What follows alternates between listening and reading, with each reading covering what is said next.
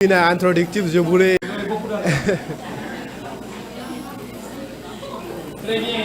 alors, donc, dans mes propos liminaires introductifs, je voulais remercier chaleureusement M. Badji et M. Samb de m'avoir vraiment donné l'occasion d'inviter ici. J'ai accusé un peu de retard parce que j'étais un peu sorti comme les autres. Prof, je vous encourage dans cette belle initiative-là qui consiste à aider les élèves dans ces moments cruciaux. Et donc, vraiment, je souhaite que dans les années à venir, que ça soit un grand événement. Et je souhaite également de tout mon cœur que vous réussissiez le bac avec la mention. Donc ça, c'est le vœu de tout professeur. Et donc, forcément, nous prions d'ailleurs même que le roman sorte cette année-ci, parce que le roman, ce n'est pas un sujet très difficile. En général, il y a une première partie qui est centrée sur la réalité, une deuxième partie qui est centrée sur la fiction, et une troisième partie qui consiste à faire la complémentarité entre la réalité et la fiction. En général, le roman, je pense qu'en 2021 ou bien en 2022, c'était comme ça. Montrer dans une première partie que le roman est une expression de la réalité, une deuxième partie que le roman demeure avant tout une fiction, et une troisième partie qui consiste à montrer que le roman, au-delà de la réalité et de la fiction, le roman est une synthèse, une symbiose entre la réalité et la fiction. Et donc, pour revenir sur la première question, le roman comme réalité. Alors, le roman s'inspire de la réalité. Le roman, de l'intrigue, de l'histoire, tout roman s'inspire de la réalité. Si vous voulez savoir ce qui se passait dans la réalité, par exemple, relisez le Père Goriot de Balzac. Le Père Goriot de Balzac, c'est une description de la société française du 19e siècle. Et l'auteur même l'a dit dans la préface. Ce drame n'est ni une fiction, ni un roman, all is true. Je pense que vous comprenez l'anglais. All is true. Ça veut dire quoi? Tout est vrai. Donc ce drame que je vais vous raconter, qui s'appelle le Père Goriot, n'est ni une fiction, ni un roman, all is true. C'est-à-dire toute l'histoire, du début à la fin, toute l'histoire est vraie. Est-ce que vous comprenez un peu? Relisez également, par exemple, le Rouge et le Noir de Stendhal. Relisez tous les livres de Balzac, qui s'appellent la Comédie humaine. Relisez un peu tous les livres de Zola, les Rougon-Macquart. Vous vous rendrez compte qu'en fait, les auteurs ont pris le soin de nous décrire ce qui se passait exactement dans la société française du 19e siècle. Le roman également, on peut prendre le roman négro-africain. Une si longue lettre, c'est un reflet des réalités de la société sénégalaise. Notre professeur nous disait que c'est comme une promenade dans les couloirs de la société sénégalaise. Relisez ça. Vous verrez que ce que Mariam Abba décrit, c'est exactement ce qui se passe dans la société sénégalaise. Les problèmes de caste, les problèmes de polygamie, les problèmes, quoi encore, exact. Voilà, gaspillage dans les cérémonies, etc. Le roman, donc, ici, est un reflet de la réalité. Est-ce que vous comprenez? C'est en ce sens d'ailleurs même qu'il y a cette célèbre citation de Stendhal qui disait que le roman est un miroir. Très bien. Tantôt il reflète les fanges, tantôt il reflète, etc. Est-ce que vous comprenez un peu? Alors, dans une deuxième partie, on peut comprendre que le roman, c'est une fiction. Étant entendu que le roman est une création.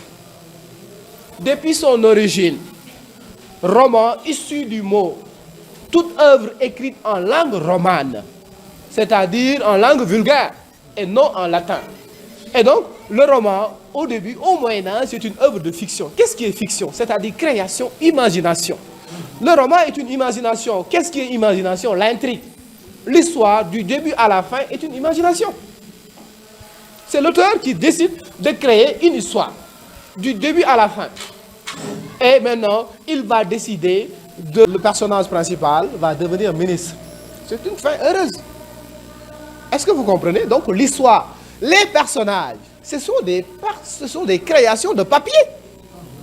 C'est ce qui d'ailleurs le différencie de personne. Un personnage, c'est une création de papier. Et libre à l'auteur de créer n'importe quel personnage.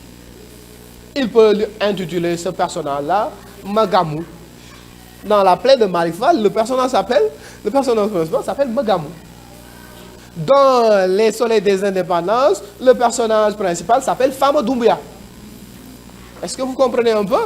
De la même façon, également, peut-être c'est un peu trop profond, avec les nouveaux romans, l'auteur peut s'appeler X. X, Y. Avec Nathalie Sarraut, etc. Vous verrez, le personnage principal s'appelle X.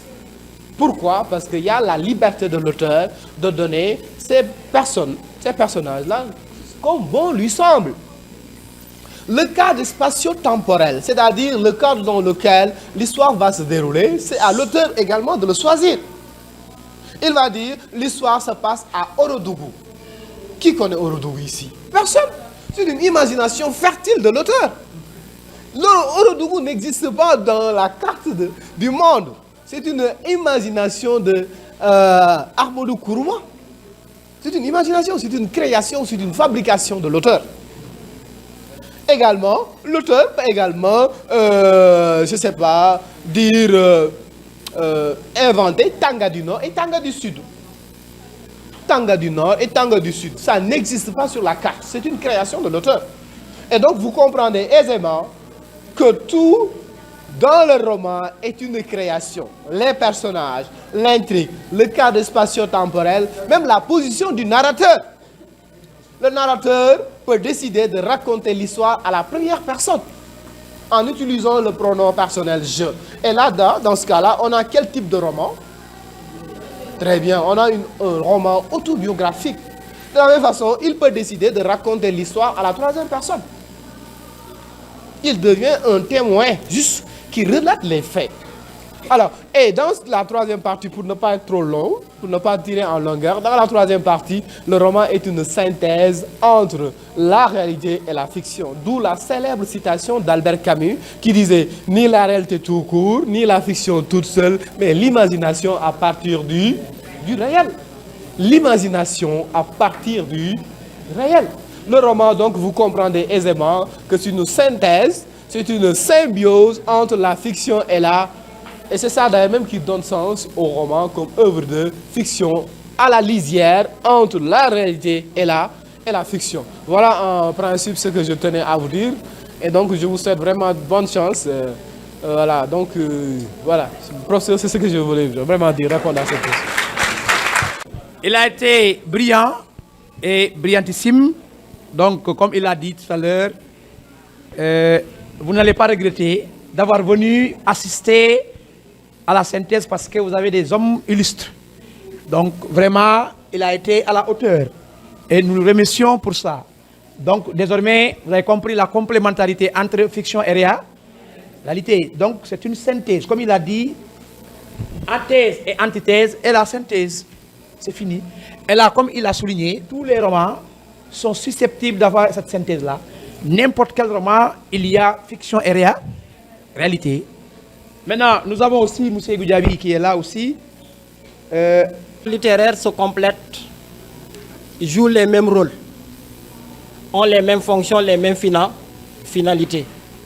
Alors, pour ce qui est de la didactique en poésie, je ne vais pas tourner en rond ou bien rester là à citer des citations, mais la didactique nous renvoie à l'éducation, à la pédagogie, à l'enseignement. Autrement dit, la poésie ne permet pas uniquement de divertir, mais la poésie permet aussi de donner des leçons de morale. Cela veut dire que la poésie a une visée éthique. L'éthique qui nous renvoie à la formation de l'individu, mais aussi à